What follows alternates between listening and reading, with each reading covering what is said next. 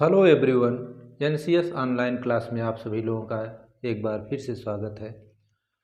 मैं Santosh Kumar Mishra, national convent school भेड़िया मलगांव आजमगढ़ से आप सभी लोगों को प्रेजेंट इंडेफिनिट टेंस के इस सीरीज में आज प्रेजेंट इंडेफिनिट टेंस का इंट्रोगेटिव सेंटेंस बताने जा रहा हूँ।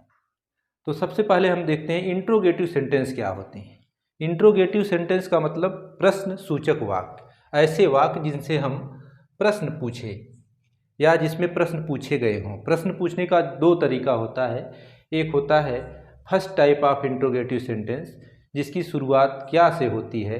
ऐसे वाक्य को हम फर्स्ट टाइप ऑफ इंट्रोगेटिव कहते हैं। तो इसको हम सिंगल इंट्रोगेटिव भी कहते हैं। इसको सिंगल इंट्रोगेटिव भी कहा जाता है। Single interrogative. सिंगल इंट्रोगेटिव वह है जिसमें क्वेश्चन क्या से शुरू करके पूछा जाए। जैसे क्या वह जाता है, क्या वह पढ़ता है, क्या तुम पत्र लिखते हो। क्या से जब वाक्य की शुरुआत हो तो ऐसे वाक्य को हम फर्स्ट टाइप ऑफ इंट्रोगेटिव या सिंगल इंट्रोगेटिव सेंटेंस कहते हैं। अब इसके अनुवाद के लिए प्रेजेंट इंडेफिनिट टेंस में क्वेश्चन जो फर्स्ट टाइप से किया जाता है, इसके लिए रूल होता है। सबसे पहले इसकी सहायक क्रिया डू या डज लिखते हैं, जो क्या का भी अर्थ देता है। इसके बाद सब्जेक्ट, फिर मेन वर्ब का फर्स्ट फॉर्म लिखते हैं, और उसके बाद ऑब्जेक्ट, और उसके बाद अदर वर्ड लिख करके अंत में क्वेश्चन मार्क लगाते हैं। इस नियम से हम अनुवाद फर्स्ट टाइप ऑफ इंट्रोगेटिव का करते हैं। जैसे एग्जाम्पल हम इसका देखें, जैसे क्या वह पढ़ता है, क्या वह पढ़ता है। अब शर्त के अनुसार क्या है, क्या से शुरू होने वाला वाक्य फर्स्ट टाइप ऑफ इंट्रोगेटिव। तो इसका अनुवाद हम क्या करेंगे, सबसे पहले इसमें डू या डज। अब डू लगाए या डज लगाए, क्या लगाएंगे इसमें, कर्ता के अनुसार आपको लगाना है। कर्ता इसमें सिंगुलर नंबर है।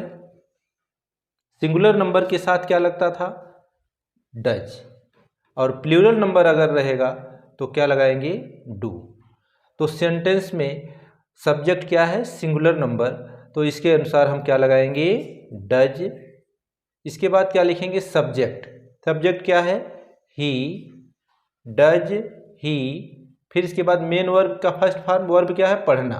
पढ़ने की अंग्रेजी क्या होती है, रीड। Does he read. अब इसमें ऑब्जेक्ट कुछ नहीं है तो क्या लिख देंगे, डज ही रीड, और अंत में क्या लगा देंगे, क्वेश्चन मार्क। तो क्या हो जाएगा इसका अनुवाद, डज ही रीड और क्वेश्चन मार्क, क्या वह पढ़ता है। अब दूसरा सेंटेंस हम देखते हैं, क्या वे लिखते हैं, क्या वे लिखते हैं। अब इसमें भी हम देखते हैं कर्ता क्या है, वे एक वचन या बहुवचन, वे बहुवचन। मैंने इसके पहले भी बताया था आपको, एक वचन सब्जेक्ट कौन कौन से हैं और बहुवचन कौन कौन से हैं। तो दे क्या है, बहुवचन, तो इसके अनुसार क्या लगाएंगे हम, डू। फिर इसके बाद सब्जेक्ट क्या लिखेंगे, दे, डू दे, और मेन वर्ब क्या है, लिखना। लिखने की अंग्रेजी क्या होती है, राइट। डू दे राइट, अंत में question mark, do they right. अब इसी तरह से बहुत से सेंटेंस आप कर सकते हैं। और भी सेंटेंस हम देख लें, क्या तुम स्कूल जाते हो, क्या तुम स्कूल जाते हो। अब इसमें हम कर्ता के अनुसार डू या डज लगाएंगे। तुम क्या है, ये भी बहुवचन रहता है, तो इसके अनुसार क्या लगाएंगे, डू। इसके बाद यू, फिर जाने की अंग्रेजी मेन वर्ब क्या है, जाना, गो। फिर ऑब्जेक्ट के स्थान पे क्या हो जाएगा, टू स्कूल, और अंत में क्वेश्चन मार्क लगाना अनिवार्य है। Do you go to school. इसी तरह से एक सेंटेंस और देख लें हम, क्या वह अपने गांव में रहता है, क्या वह अपने गांव में रहता है। अब इसमें सब्जेक्ट क्या है, वह कितने वचन है भाई, एक वचन, सिंगुलर। तो सिंगुलर के साथ क्या लगता था, हेल्पिंग वर्ब क्या हो जाएगी, डज, डज। उसके बाद सब्जेक्ट क्या है, ही। फिर इसके बाद रहने की अंग्रेजी क्या होती है, लिव। डज ही लिव, कहाँ रहता है, इन, अपने गांव। ही के साथ अपने के लिए क्या लगाएंगे, हिज विलेज। तो क्या हो जाएगा, does he live in his village, question mark लगा देंगे। तो इस तरह से बहुत से सेंटेंस आप जो इसकी शुरुआत क्या से होती है ऐसे कर सकते हैं। अब देखते हैं सेकेंड टाइप ऑफ इंट्रोगेटिव क्या होते हैं। इंट्रोगेटिव सेंटेंस, प्रश्नसूचक वाक्य, मैंने बताया दो प्रकार के होते हैं। एक तो क्या से शुरू होने वाला होता है, दूसरा होता है जिसके वाक्य के बीच में क्वेश्चन वर्ड आते हैं, तो उसे हम क्या कहते हैं, डबल इंट्रोगेटिव, या इसको हम सेकेंड टाइप ऑफ इंट्रोगेटिव कहते हैं। क्या कहते हैं, second type of interrogative sentence. और इसमें क्या होता है, वाक्य के बीच में क्वेश्चन वर्ड आते हैं। यदि वाक्य के बीच में क्या है, क्वेश्चन वर्ड आता है, क्वेश्चन वर्ड आए, तो इसे हम क्या कहते हैं, सेकेंड टाइप ऑफ इंट्रोगेटिव। पहले तो यही आप जान लीजिए क्वेश्चन वर्ड, बहुत से क्वेश्चन वर्ड कौन कौन से हो सकते हैं। क्वेश्चन वर्ड, क्वेश्चन वर्ड कौन कौन से हैं, जैसे व्हाट, व्हाई, व्हाट मीन्स क्या, व्हाई मीन्स क्यों, वेयर, वेयर मीन्स कहाँ, व्हेन कब, हाउ कैसे, ये सब क्या है, ये सब क्वेश्चन वर्ड है। What, where, why, when, who means कौन, तो कौन, कब, कहाँ, कैसे, ये सब क्या है, क्वेश्चन वर्ड होते हैं।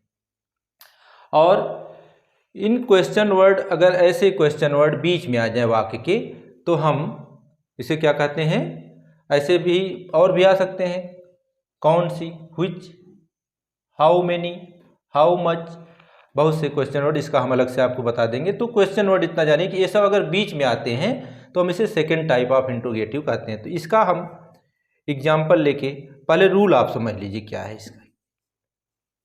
इसका अनुवाद का रूल क्या है, सबसे पहले क्वेश्चन वर्ड की अंग्रेजी लिखेंगे। क्या लिखेंगे, क्वेश्चन वर्ड की अंग्रेजी, सबसे पहले यही लिखेंगे। उसके बाद हम क्या करेंगे, डू या डज भी आपको लगाना है, डू या डू लगाएंगे या डज कर्ता के अनुसार लगाएंगे, डू या डज। फिर इसके बाद सब्जेक्ट लिखेंगे, उसके बाद मेन वर्ब का फर्स्ट फॉर्म लिखेंगे, फर्स्ट फॉर्म, फिर ऑब्जेक्ट लिखेंगे, और फिर इसके बाद अदर वर्ड जो रहेगा उसको लिखेंगे, और अंत में क्वेश्चन मार्क अवश्य लगाते हैं। अब एग्जाम्पल इसका हम देखते हैं, एग्जाम्पल से ही आपको स्पष्ट होगा। वह कहाँ जाता है, सिंपल वाक्य है, क्वेश्चन वर्ड इसमें क्या है, कहाँ, वह कहाँ जाता है। अब इसमें बीच में आ गया कहाँ, तो क्वेश्चन वर्ड में आप देखेंगे सबसे पहले इसी की अंग्रेजी लिखना है आपको। कहाँ की अंग्रेजी क्या लिखेंगे, वेयर। अब इसके अनुसार आपको डू डज लगाना है। अब वह क्या है, सिंगुलर है, तो क्या लगता था, डज, सिंगुलर के साथ, एक वचन के साथ डज। वेयर डज, इसके बाद सब्जेक्ट क्या है इसमें, ही, और मेन वर्ब क्या है, गो।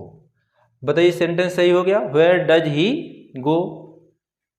अब जब तक यहाँ क्वेश्चन मार्क नहीं लगाएंगे सेंटेंस क्या होगा, करेक्ट नहीं माना जाएगा, सही नहीं माना जाएगा। तो इस तरह से दूसरा हम देखते हैं,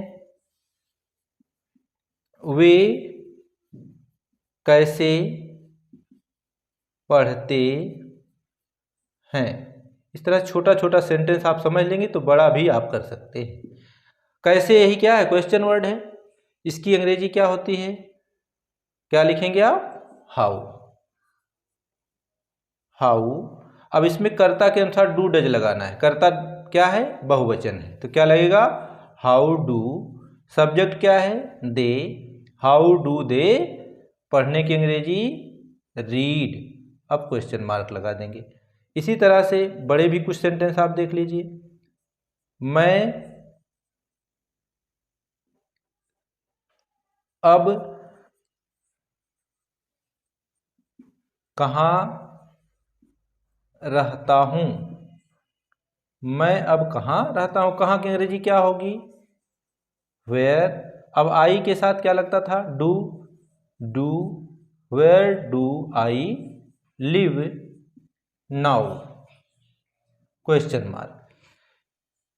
और आगे एग्जाम्पल में देखते हैं, मोहन विज्ञान कब पढ़ता है। इसमें क्वेश्चन वर्ड क्या है, कब। कब की अंग्रेजी क्या होती है, व्हेन। इसके बाद कर्ता के अनुसार डू या डज आपको लगाना पड़ेगा। क्या लगाएंगे, मोहन क्या है, एक वचन, तो क्या लगेगा, व्हेन डज। फिर इसके बाद सब्जेक्ट मोहन, फिर वर्ब क्या है, पढ़ना। पढ़ने की अंग्रेजी read. When does Mohan read the science. When does Mohan read the science, question mark. इसी तरह से मैं अनुवाद कैसे पढ़ाता हूँ। अब इसमें कैसे यही क्वेश्चन वर्ड है, इसको हम क्या लिख देंगे, हाउ। इसके बाद कर्ता के अनुसार डू या डज लगाएंगे। डू कहाँ लगता है, प्लूरल में, और डज कहाँ लगता है, सिंगुलर में। तो अगर प्लूरल नंबर है तो डू, और सिंगुलर नंबर है तो डज। तो इसमें क्या है, मैं, इसको मैंने बताया आपको प्लूरल में रखा गया। तो हाउ डू आई, पढ़ाने की अंग्रेजी क्या होती है, teach. How do I teach the translation. How do I teach the translation. इसी तरह से तुम कितना दूध पीते हो। कितना, कितना दूध क्या होगा, एक बार में लिखेंगे आप, कितना, कितनी, कितने। तो जिस वस्तु को आप गिन सकते हैं, हाउ मेनी लगता है, और जिसको गिन नहीं सकते हैं उसके लिए क्या लगेगा, हाउ मच।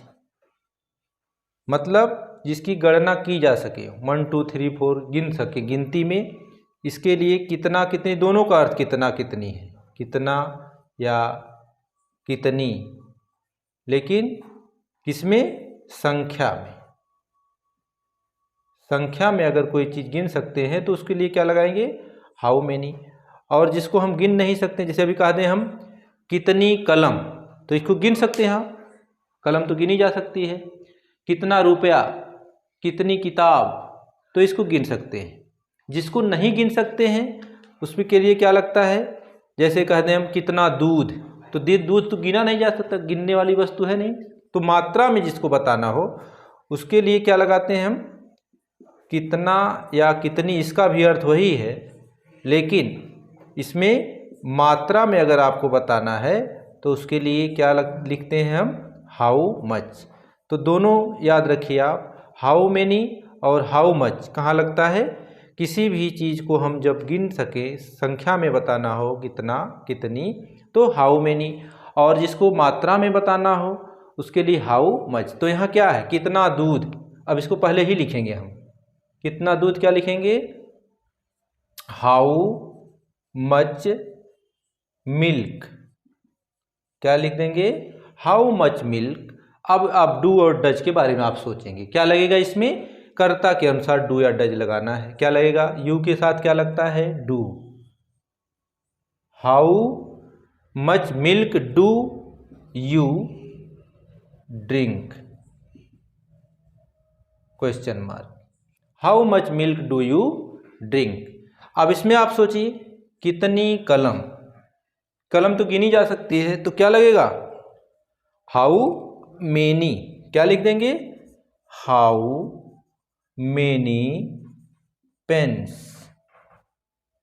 कितनी कलम या कितनी कलमें, कितनी कलम? How many pen. अब इसमें डू या डज सुधीर के अनुसार लगाएंगे, कर्ता के अनुसार लगाएंगे, तो क्या लगेगा इसमें? Does Sudhir. How many pen does Sudhir. इसके बाद वर्ब क्या है इसमें? Buy. How many pen does Sudhir buy? Question mark लगा देंगे। अब इसी तरह से दूसरा एक और देख सकते हैं, विद्यार्थी व्याकरण क्यों नहीं, इसमें नहीं भी आ गया, तो क्यों की अंग्रेजी क्या होती है? व्हाई। अब इसके अनुसार आपको डू या डज विद्यार्थी के अनुसार लिखते हैं, इसका मतलब बहुत से विद्यार्थी हैं। Why do students Y do students. अब इसके बाद नॉट लगा देंगे, क्योंकि नहीं भी है, कर्ता के बाद नॉट भी लगाना पड़ेगा। Why do students not write क्या? The grammar. तो मैंने कोशिश किया, आपको सभी प्रकार से जो अनुवाद हो सकते हैं इसमें छोटे छोटे करके मैंने बताने की कोशिश किया, और इसी तरह से आप कई एग्जाम्पल और अपने से करके और प्रयास कर सकते हैं कि प्रेजेंट इंडेफिनिट टेंस के इंट्रोगेटिव सेंटेंस के कुछ और मैं एग्जाम्पल लिख दे रहा हूँ, इसको आप अपने से करेंगे तो आपको और अभ्यास होगा और समझने में आसानी होगी। तो और भी एग्जाम्पल्स मैं लिख दे रहा हूँ, इसको आप कर सकते हैं अभ्यास के लिए। क्या, इस सेकेंड टाइप का नहीं, फर्स्ट टाइप पहले लिखिए। क्या रामू आम खाता है? दूसरा, क्या तुम भूगोल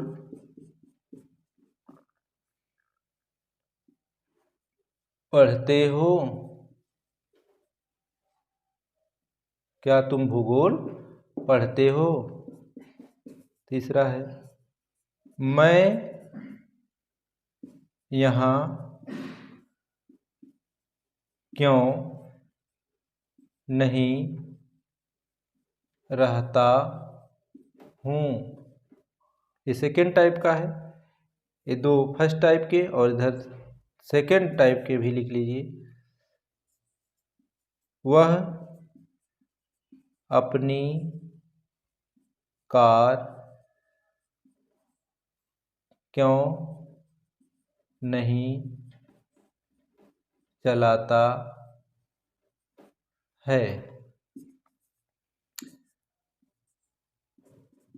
सोहन और रवि अब कितना काम करते हैं? क्या वे तुम्हारे गांव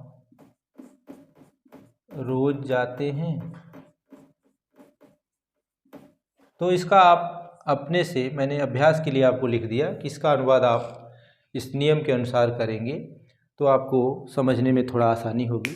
तो मैंने प्रेजेंट इंडेफिनिट टेंस का आपको अफर्मेटिव सेंटेंस, नेगेटिव सेंटेंस और आज इंट्रोगेटिव सेंटेंस बताया, और आशा करता हूं कि आप सभी लोगों को कुछ न कुछ समझने में ज़रूर सहयोग मिला होगा। तो इसको आप बार बार करके रिवीजन भी कर सकते हैं, देख सकते हैं। तो वीडियो देखने के लिए आपको बहुत बहुत धन्यवाद। Thank you for watching my video. धन्यवाद।